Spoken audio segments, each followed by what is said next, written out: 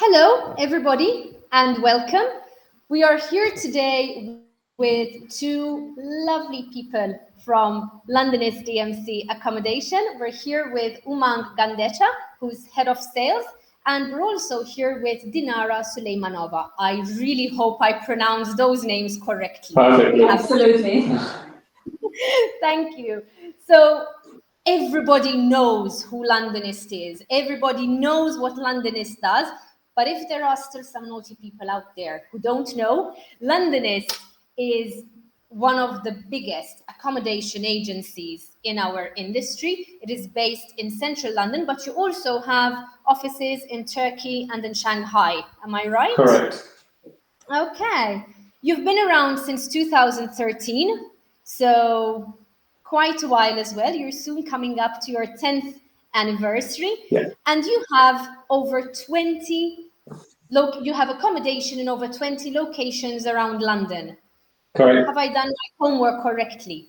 Well, touching on nearly 40 now, so nearly double, Bernice. We've increased quite a lot. So, 40 destinations in London alone. Okay. Yeah. And it's not just London, because I remember us having a chat last year. Now you've expanded. We tapped into Dublin market as well. So since 2013, we are growing exponentially, which is really good. That's interesting. That's very nice. Okay. And let's start with a bit of an introduction for our audience who perhaps haven't had the pleasure of meeting you yet. Umang, what is your role at Londonist? What do you do? Yeah, so for those that don't know me, I'm Umang, I'm head of sales here, as you said, Bernie, so thanks for the warm welcome. And I've been at the company now touching on 4 years. My main role is obviously head of sales, so overlooking the sales of the company, but also developing the business globally now. So obviously, as you said, we've got our office in Istanbul, we've got our office in China, which we're looking to grow further. And then we are looking to potentially open more offices, potentially in South America, in the CIS countries such as Russia. So my main role is to basically overlook the business, overlook the sales, make sure that everything's running smoothly, the team are hitting their targets, and then Londonist is continuously growing as we have been. So it's been a tough year, as everybody knows, but as we will touch upon later in the webinar, we will speak about what's been happening behind the scenes, how we've been growing, and kind of the good things that's been going on. Very good, very good. Well, thank you for that introduction. And Umang, I remember seeing and meeting Umang for the very first time. Probably it was your very first ISEF Berlin around 4 years ago. And I saw Umang passing by and I said, yes, this is a person I want to meet. And if you ever do have the opportunity to meet one of these people at one of the events, which will hopefully kick off face-to-face again very soon, I really do encourage you to go up to their stand, and they normally have a lovely stand, and talk to them. Dinara, how long have you been at Londonist, and what is your role? Thank you very much, Bernice, for this amazing welcome. Thanks a lot. I'm a senior sales manager, so at Londonist. I've been working for 4 years, so basically the longest working person, and I'm really happy to introduce more details.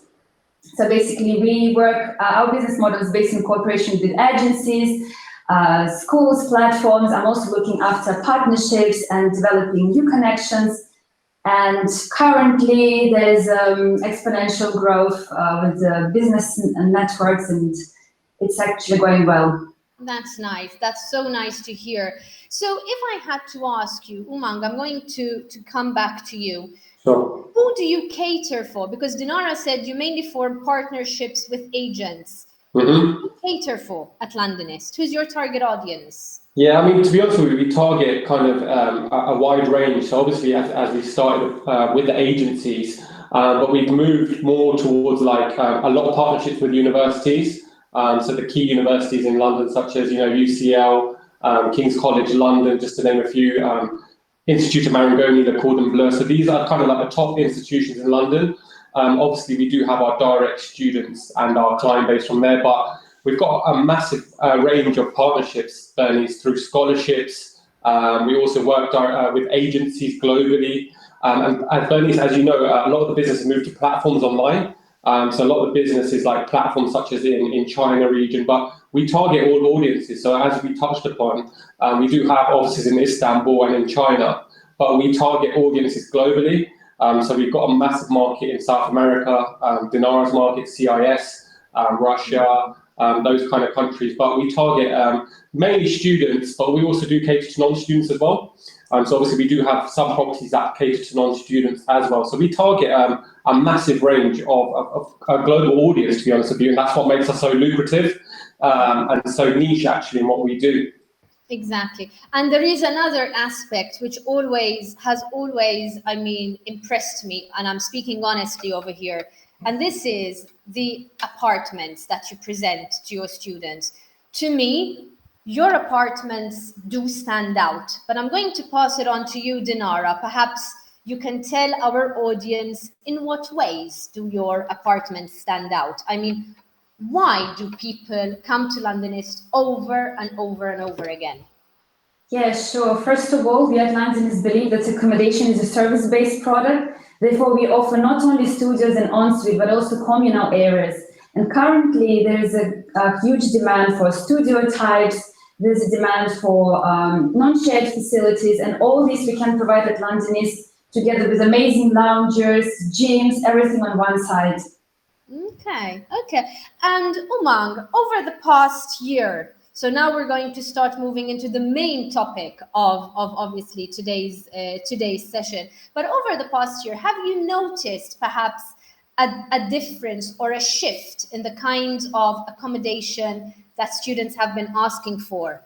Yeah, most definitely. I think in the last year, we've seen a massive shift in our demand. I mean, to be honest with you, as I said, we're kind of a global market, so we do have a lot more students looking for kind of the budget options, such as, en suites. However, we still see the trend where people want private rooms, because obviously with COVID, as you can imagine, a lot of parents don't want their child to have sharing options.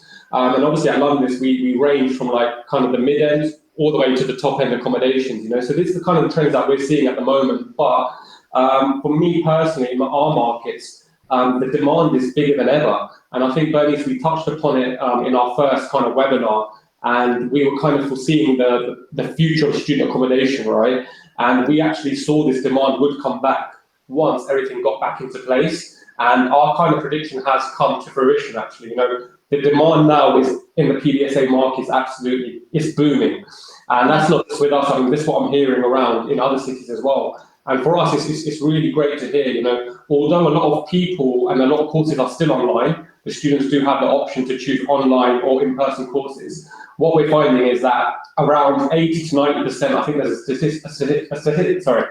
statistic in the newspaper that's saying that majority of students want to come back in person, in-face teaching, because they're not having that experience, right? They're just sitting at home doing online courses, and that transitions into the student accommodation market where people want to come back and actually be in London.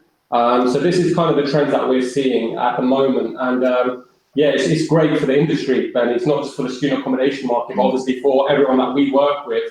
I think this is literally the best news. And obviously for London, it's fantastic. And then this is what we're seeing. I think Kevin has a question as well here, if I can just...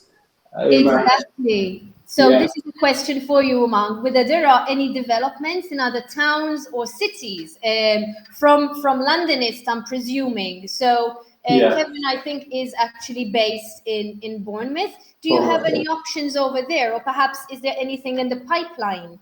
Yeah, I think Kevin and I, so Kevin, hi to you first of all. I think we met online quite well during the pandemic, and I remember Kevin, of course. And then in terms of other cities, we are looking to potentially expand kind of into the main cities where we get demand. So the other main cities we get demand, this is like Sheffield, Manchester, Newcastle. These are kind of the main cities, Liverpool as well. In terms of Bournemouth, I know there's a big market for juniors out there. So I think Kevin mentions here with a child.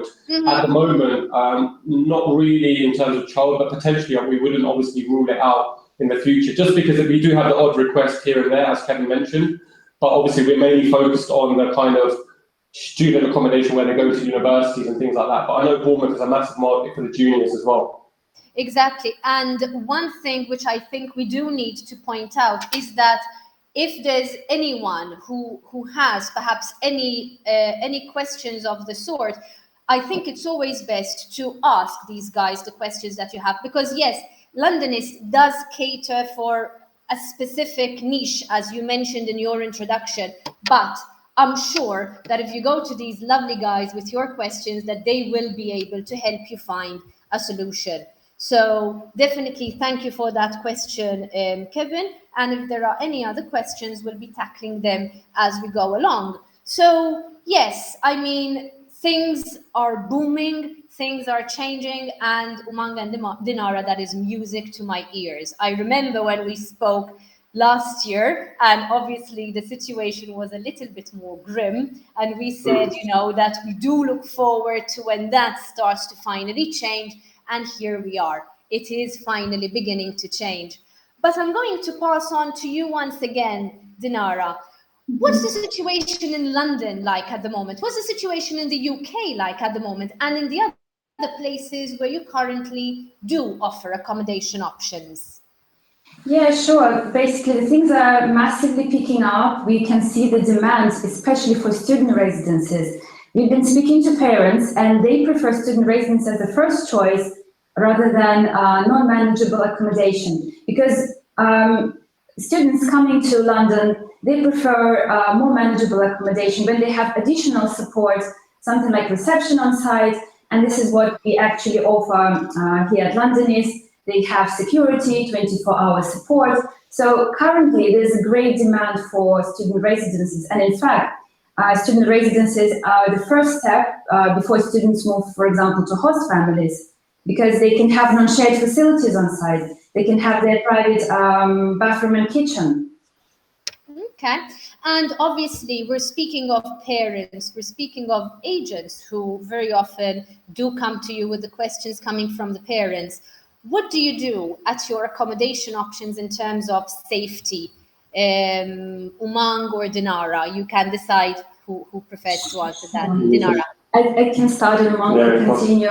I mean, first of all, we were following government guidelines, and we were reinforcing these guidelines on our teams on site. We had absolutely fantastic operations team, and we were managing turnover of our rooms ourselves, and with the support of the teams on site, we managed to introduce safeguards in place.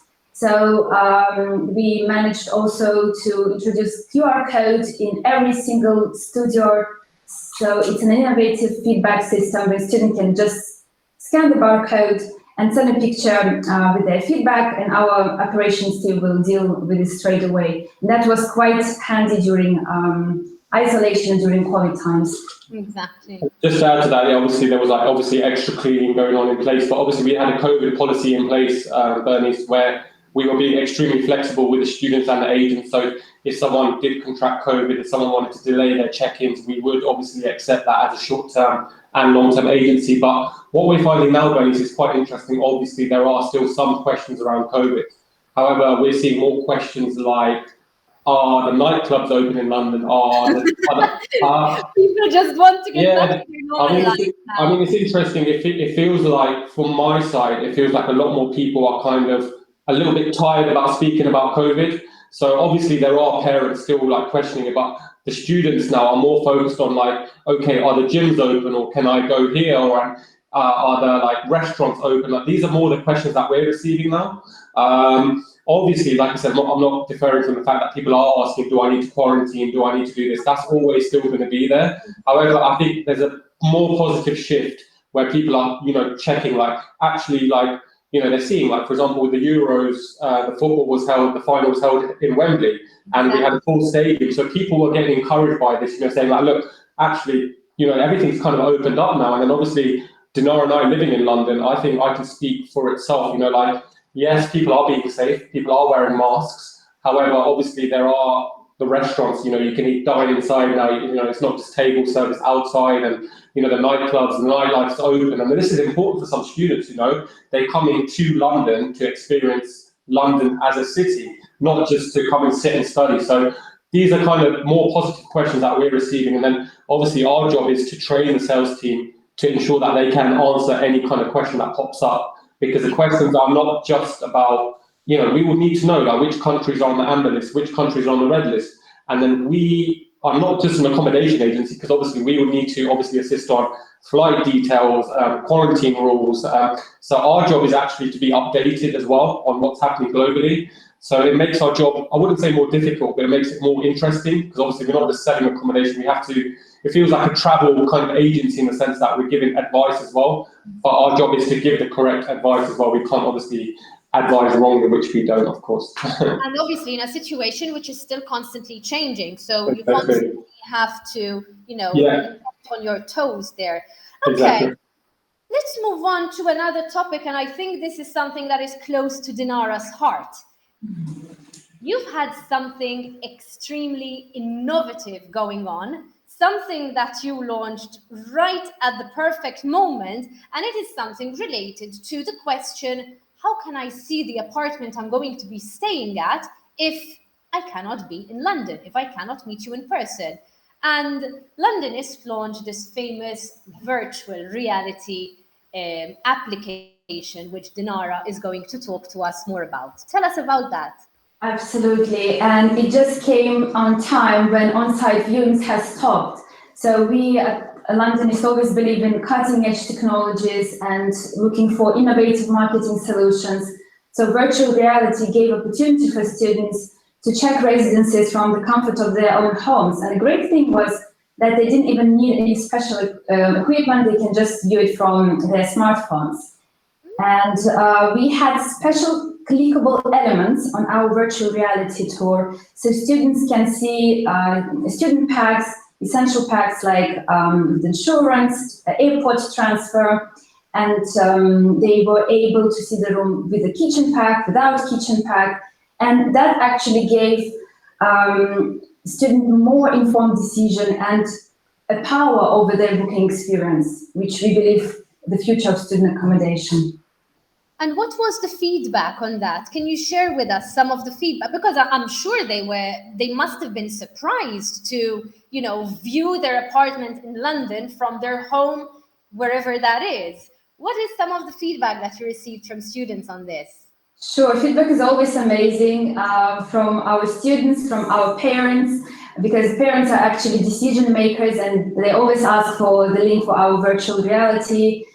Because they can see how the property looks like, and instead of just reading descriptions on the website, they are able to see non-shared facilities, and there's also a drag function on our virtual reality page, so that gives them opportunity to see the breathtaking views and communal areas, rooms, and explore different room types. And just to add to that, Bernice, what I want to make it quite clear, unlike, I mean, obviously virtual reality is not something innovative, right? I mean, there's a lot of companies doing virtual reality, but what makes us quite different is that it's actually fully interactive. So what it means is that we have our own team speaking about the accommodation during the interaction. So when a parent or a student logs in, they'll be able to listen to our team saying, okay, this is like, you can get travel insurance, or this is this kind of room type. It's not like you're just dragging like on the screen. So it's actually an interactive tour where we're speaking on that tour, which makes it quite different. And is it a tour that parents or agents get to book, or is it something that they can access easily? Yeah, exactly. They can access it and they can book directly from there. So if they want to book, there's a link that they can directly book from our website as well. So it's actually a fully multifunctional interactive tour, actually. So it's actually a fantastic addition to our website. So my next question is, can you drop the link into the chat box? We can indeed, of course. Let me just drop that in there very shortly. I'm going to put that in here now. Because I think obviously hearing all of this, people would be, if nothing else, very curious to check this out and see, you know, what's being offered over here. I'm sorry, I think I stopped you, Dinara. You were going to say something. Yeah, sure. Basically, our virtual reality has this multimedia layering with clickable elements, which make it more interactive for students and without any special equipment.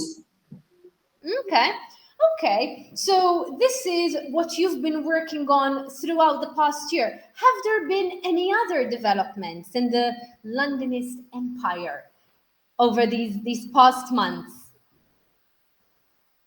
Yeah, just another just another development that we're also doing, we're developing our student portal. So what the student portal is, Bernice, is a portal where students will be able to log in fully, and they'll basically be able to book extra services from there. They'll be able to see like events going on in London. So what we'll be offering is like, I don't know, if there's a concert next week that we're partnering with, they'll be able to buy tickets from their portal, or if there's a special offer at a restaurant that we're starting to have some more developments going on. So they'll be able to book tickets from their student portal. So they'll be able to see like, such as weather. It's basically a portal to manage everything they have, which is absolutely like fantastic for a student, because at the moment there's nothing really like that. Because in the student accommodation sector, or like even through schooling, you know, they'll have what they're doing at the school, but we want to facilitate a service where it caters to all of their needs. So maybe, we can speak about student beans. We can tell Bernice about this. Just to add what Mark has said, it's a kind of one-stop destination for all ticketing and reservations.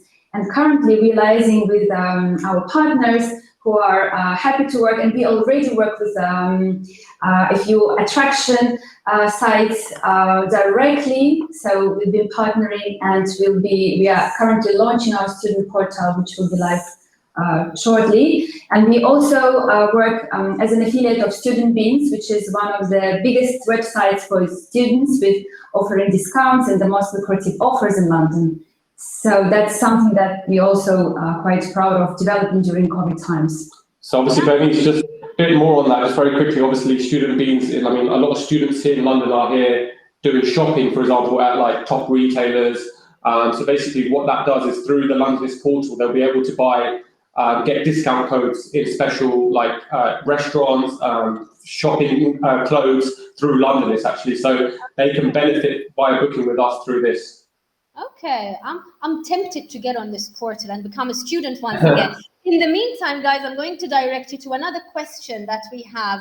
So basically, for students in other parts of the UK who may want to visit London, let's say for a weekend, are you looking at short-term accommodation for those kinds of students as well? To be honest with you, Bernice, Kevin, thanks again for the question. I mean, our typical booking, our minimum booking is 2 weeks. Going up to 51 weeks. However, obviously, depending on the request, we're always happy to potentially look at some special requests. You know, we never shut the door. So, like Kevin, if you do have any requests, do let us know. But as I said, typically our main booking is 2 weeks, up to 51 weeks. Yeah, we don't shut the door on any requests, of course. Exactly, because you're typically dealing with the either language stay student or Exactly. the all-year-round student taking a longer course. But like we said earlier on, this goes for Kevin, who's following us, and perhaps for other people who are following us silently as well, or who will have access to this video on our other platforms later on this evening or in the coming days. If you have any particular questions, do go to these guys, drop them a line, send them an email, because in that way, if you don't do that, you will never get an answer. And they really do help out wherever they can. And if they ever, this is from experience, if they ever say no, it's because they would have exhausted all of the other options that they have.